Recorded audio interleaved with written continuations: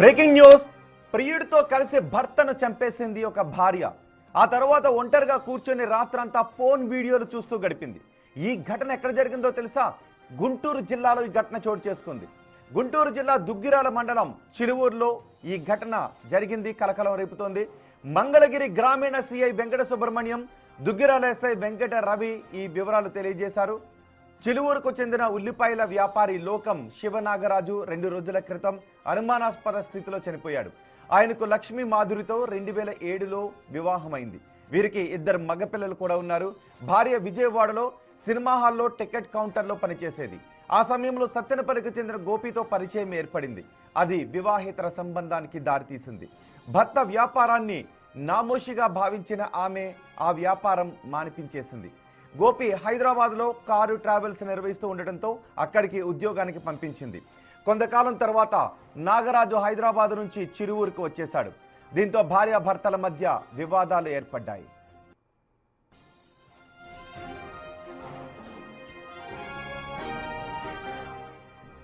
నాగరాజు ఎక్కువగా ఇంటి దగ్గర నుంచే వ్యాపారం చేస్తూ ఉండటంతో ప్రియుడితో సంబంధానికి అడ్డుగా మారాడు అని భావించింది ఆ భార్య. ఎలాగైనా భర్త అడ్డు తొలగించుకోవాలి అని లక్ష్మీ మాధురి ప్లాన్ చేసింది, భావించింది. ఈ నెల 18వ తారీఖున ఆమె బిర్యానీ చేసింది. భర్తకు పెట్టే బిర్యానీలో 20 నిద్ర మాత్రలు పొడిగా చేసి కలిపేసింది. బిర్యానీ తిన్న నాగరాజు గాఢ నిద్రలోకి వెళ్ళిపోయాడు. రాత్రి 11:30 సమయంలో ప్రియుడు ఇంటికొచ్చాడు. నిద్రపోతున్న నాగరాజు ఛాతీపై గోపి కూర్చోగా మాధురి దిండుతో భర్త ముఖంపై అదిమి పట్టి నొక్కి పట్టింది. అతడు చనిపోయాడు అని నిర్ధారించుకున్న తర్వాత గోపి అక్కడి నుంచి వెళ్ళిపోయాడు. ఆ తర్వాత రాత్రంతా మాధురి ఏం చేసిందో తెలుసా? ఫోన్ వీడియోలు చూస్తూ గడిపింది. భర్త శవం పక్కన ఉంటే భర్తను చంపేసి ఆ భర్త పక్కనే కూర్చుని ఆ భార్య, ఇప్పుడు మీరు బిగ్ టీవీ స్క్రీన్ పైన చూస్తున్న ఆ మహిళ, ఆ భార్య ఫోన్ వీడియోలు చూస్తూ గడిపింది. తెల్లవారుజామున 4 గంటల సమయంలో ఇరుగు పొరుగును పిలిచి గుండె నొప్పితో తన భర్త చనిపోయాడు అని హడావిడి చేసింది ఆమె. భార్యాభర్తల మధ్య వివాదాలు, ఆమె వివాహేతర సంబంధం గురించి తెలిసిన ఇరుగు పొరుగు వారు భార్య ప్రవర్తనను అనుమానించారు. అరగంటలో మృతదేహాన్ని అంత్యక్రియలకు తరలిస్తారు అనగా నాగరాజు సన్నిహితులు అక్కడికి వచ్చారు. అతని చెవిలో నుంచి రక్తం రావడం, చెవి వద్ద గాయం ఉండటం గమనించారు. దీంతో తండ్రితో పోలీసులకు ఫిర్యాదు చేయించారు. ఎస్ఐ వెంకట రవి కేసు నమోదు చేసి మృతదేహాన్ని పోస్టుమార్టంకు తరలించారు. నివేదికలో సంచలన విషయాలు బయటకు వచ్చాయి. మృతుని ఛాతీపై ఎముకలు విరిగి ఉండటం, గాలి ఆడకుండా చేయడంతోనే అతను చనిపోయాడు అని తేలడంతో పోలీసులు మాధురిని విచారించారు.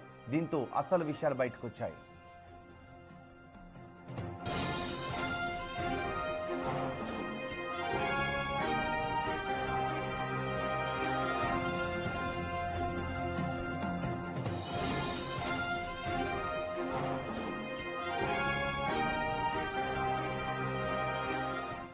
భర్తను చంపేసిన మరో భార్య ఘటనకు సంబంధించిన మరింత సమాచారం మా ప్రతినిధి మణికుమార్ అందిస్తారు.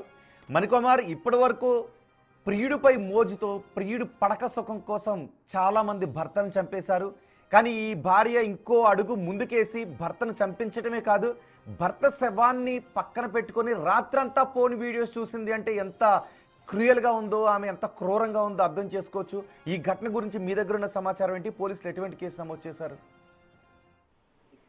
రోహిత్, అక్రమ సంబంధానికి భర్త అడ్డు వస్తున్నాడని చెప్పి ఒక వివాహిత భర్తను అడ్డు తొలగించుకుని ప్రియుడితో కలిసి భర్త అడ్డు తొలగించుకోవడానికి ప్రయత్నించింది. ఈ నేపథ్యంలో ఈ ఘటన గుంటూరు దుగ్గిరాల మండలం చిలువూరులో చోటు చేసుకుంది. ఎవరైతే వివాహిత ఉందో లక్ష్మీ మాధురి, ఆమెకు భర్త శివనాగరాజుతో పాటు 2 పిల్లలు కూడా ఉన్నారు. అయితే ఆమె విజయవాడలో ఒక థియేటర్ లో టికెట్ కౌంటర్ లో పనిచేస్తుంటుంది. అయితే ఈ క్రమంలోనే సత్తెనపల్లికి చెందినటువంటి గోపి అనే వ్యక్తితో ఆమెకు పరిచయం ఏర్పడింది. ఆ పరిచయం కాస్త వివాహేతర సంబంధానికి దారితీసింది. అయితే గోపికు హైదరాబాద్ లో కార్ ట్రావెల్స్ ఉండేది. ఆ కార్ ట్రావెల్స్ ఉండగా ఎవరైతే శివనాగరాజు ఉన్నారో భర్త, అతను ఇంటి వద్దే ఉండి చలువుల్లో ఉల్లిపాయల వ్యాపారం చేస్తుండేవాడు. అయితే భర్త ఇంటి వద్దే ఉంటున్నాడు, తమ అక్రమ సంబంధానికి అడ్డు వస్తున్నాడని చెప్పి గతంలో ఏదైతే కార్ ట్రావెల్స్ ఉందో కార్ ట్రావెల్స్ గోపికి ఉన్నటువంటి కార్ ట్రావెల్స్ కు డ్రైవర్ గా అతన్ని పంపించేశారు. ఇక్కడ వీళ్ళిద్దరూ కూడా కలిసి ఉండేవాళ్ళు. అయితే కొన్ని గంటల క్రితం శివనాగరాజు సొంత ఊరికి వచ్చేసాడు. మళ్ళీ ఆ ఇంటి వద్దే ఉండి ఉల్లిపాయల వ్యాపారం చేస్తున్న క్రమంలో ఇంటి వద్దే ఉండి తమకు అడ్డు వస్తున్నాడు భర్త అని చెప్పి భావించినటువంటి భార్య లక్ష్మీ మాధురి ప్రియుడు గోపితో కలిసి పథకం రచించి ఈ నెల 18వ తేదీన భర్తకు కమ్మగా బిర్యానీ వండి పెట్టింది. ఆ బిర్యానీలో 20 నిద్ర మాత్రలు పొడి చేసి కలిపేసింది. రాత్రి 11:30 సమయంలో ప్రియుడిని ఇంటికి పిలిచింది. ప్రియుడు ఆమె కలిసి శివనాగరాజు అత్యంత కిరాతకంగా తలదిండుతో అదిమి ఊపాడకుండా చేసి ఛాతి మీద కూర్చొని ఎలుకలు విరిగే అంతా ఒత్తిడి చేసి అతను హతమార్చారు. తర్వాత ఈ ఘటనంతా కూడా భర్త గుండెపోటుతో రాత్రి చనిపోయాడని చెప్పి మణికుమార్, ప్రస్తుతం ఆ భార్య ఆమె ప్రియుడు ఇద్దరు పోలీసుల అదుపులోనే ఉన్నారా? ఈ విషయం తెలిసిన తర్వాత మొదట అనుమానించింది చుట్టుపక్కల వాళ్ళు. ఈ చుట్టుపక్కల వాళ్ళ అనుమానమే నిజమైంది పోలీసుల విచారణలో. ఆ తర్వాత ఆ చుట్టుపక్కల వాళ్ళు ఏం చెప్తున్నారు? ప్రస్తుతం ఇద్దరు పోలీసుల అదుపులోనే ఉన్నారా? వాస్తవానికి బిగ్ టీవీ చలువూరు వెళ్ళింది. అక్కడ ఉన్నటువంటి ఎవరైతే శివనాగరాజు ఉన్నారో అతని తండ్రితో మాట్లాడింది. తర్వాత అక్కడ ఉన్నటువంటి చుట్టుపక్కల ఉన్నటువంటి స్థానికులందరితో కూడా మాట్లాడే ప్రయత్నం చేసింది. అయితే వాళ్ళు చెప్పేటువంటి విషయాలు విసిపోయే విషయాలు చెప్తున్న పరిస్థితి కనిపించింది. ఎప్పుడు కూడా ఈ లక్ష్మీ మాధురి ఎవరైతే ఉందో భార్య, ఆమె ఎప్పుడు కూడా ఇంట్లోంచి బయటికి రాదు. ఎప్పుడు ఫోన్ పట్టుకునే ఉంటుంది, ఫోన్ చూస్తూనే ఉంటుంది. చుట్టుపక్కల ఎవరితో కూడా మాట్లాడదు. చుట్టుపక్కల ఏదైనా ఫంక్షన్లు జరిగిన కార్యక్రమాలు జరిగినా ఎవరు ఆహ్వానించినా సరే వెళ్ళేది కాదు. ఎప్పుడు ఇంటి వద్దే ఉండి ఫోన్ తో ఉండేది. ఎప్పుడు కూడా భర్తతో గొడవలు పడుతూ తరచూ పుట్టింటికి వెళ్ళిపోవటం రావటం, అదేవిధంగా ఏదైతే భర్త పేరు మీద ఉన్నటువంటి ఇల్లు కావచ్చు, ఆస్తులు కావచ్చు అన్ని తన పేరు మీద రాయాలి, తర్వాత అవన్నీ అమ్ముకొని హైదరాబాద్ వెళ్ళిపోదాం అని చెప్పి అతని మీద ఒత్తిడి తీసుకురావటం. ఈ క్రమంలో వాళ్ళిద్దరికి తరచూ గొడవలు అవటం, ఆమె ఇంటికి వెళ్ళిపోవటం వస్తుండడం జరుగుతూ ఉండేది. మరోవైపు ఎవరైతే ఇప్పుడు ఈ ప్రియుడు ఉన్నారో గోపి, ఆ గోపిను తన సోదరుడు అని చెప్పి ఇంటికి తీసుకొస్తూ ఉండేది అప్పుడప్పుడు. ఆ విషయం చుట్టుపక్కల వాళ్ళు ఎవరు అసలు గోపి సోదరుడు అని ఇంటికి తీసుకొచ్చిన భర్తకు మరి ఎటువంటి అనుమానం రాలేదా? అసలు గోపి ఎవరు? ఈ గోపి సత్తెనపల్లికి చెందినటువంటి అతను ఎవరైతే ఈ లక్ష్మీ మాధురి విజయవాడలో థియేటర్ లో టికెట్ కౌంటర్ పనిచేస్తున్న క్రమంలో వాళ్ళిద్దరికి అక్కడ పరిచయం అవుతుంది. ఆ పరిచయం కాస్త ఈ అక్రమ సంబంధానికి దారితీస్తుంది. అయితే గోపిను తమ ఇంటికి కూడా తీసుకొచ్చేదని చెప్పి చుట్టుపక్కల ఉన్న వాళ్ళు కూడా చెప్తున్నారు. భర్త కూడా తమ్ముడు అవుతాడు అని సోదరుడు అవుతాడని చెప్పి తీసుకొచ్చి పరిచయం చేయడం, పిల్లలు కూడా అంకుల్ అని పిలుస్తారు అంటూ కూడా ఆ చుట్టుపక్కల ఉన్న వాళ్ళంతా కూడా చెప్తున్న పరిస్థితి. ఎవరో ఏంటని అడిగితే మా సోదరుడు అవుతాడు అని చెప్పి చెప్తున్న క్రమంలో ఏదైతే ఈ అక్రమ సంబంధం ఉందో అది భర్తకు తెలియటం, వాళ్ళ భార్యను పలుమార్లు హెచ్చరించడం, అయినా సరే వినకపోవటం, మళ్ళీ శివనాగరాజు ఇంటికి వచ్చిన తర్వాత హైదరాబాద్ నుంచి ఇంటికి వచ్చేసిన తర్వాత ఇక్కడి నుంచి ఉల్లిపాయల వ్యాపారం చేస్తున్న క్రమంలో అతను ఇంటి వద్దే ఉంటున్నాడు. ప్రియుడు గోపి ఇంటికి రావడానికి కుదరట్లేదు, తాము బయటకు వెళ్ళడానికి కుదరట్లేదు, కలవడానికి కుదరట్లేదు అని చెప్పి ఒక పక్క ప్లాన్ ప్రకారం ఈ ఘటనతో కూడా చేసినట్లు కూడా తెలుస్తా ఉంది. అంటే క్రమంగా బిర్యానీ వండి పెట్టింది ఆ రోజు. మణికుమార్, గోపికి కూడా పెళ్ళయిందా? పెళ్లి కాని యువకుడా?